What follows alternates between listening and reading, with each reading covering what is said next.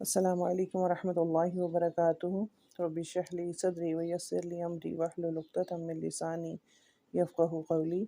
الحمد للہ رب العالمین والصلاة والسلام علی سیدنا محمد خاتم النبیین وعلی آلہ واصحابہ اجمعین۔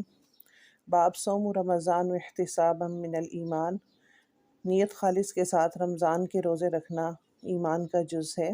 37 نمبر حدیث مبارکہ ہے۔ حضرت ابو ہریرہ رضی اللہ تعالیٰ عنہ فرماتے ہیں کہ نبی کریم صلی اللہ علیہ وسلم کا ارشاد ہے، جو شخص رمضان کے روزے ایمان اور خالص نیت کے ساتھ رکھے اس کے پچھلے گناہ بخش دیے جائیں گے۔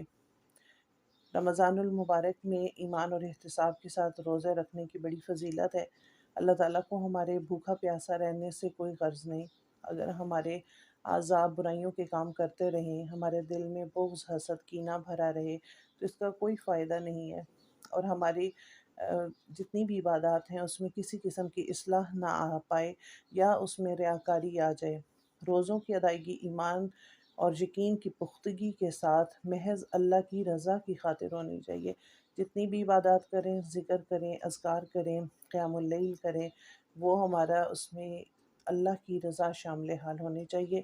اللہ تعالیٰ ہماری ساری عبادتوں سے راضی ہو جائے، اور رمضان المبارک میں خصوصی جو ہم عبادات کریں، ذکر کریں، اذکار کریں، روزے رکھیں، نمازیں پڑھیں، قیام اللیل کریں، اس کو اللہ تعالیٰ اپنے ہاں قبول فرما لے۔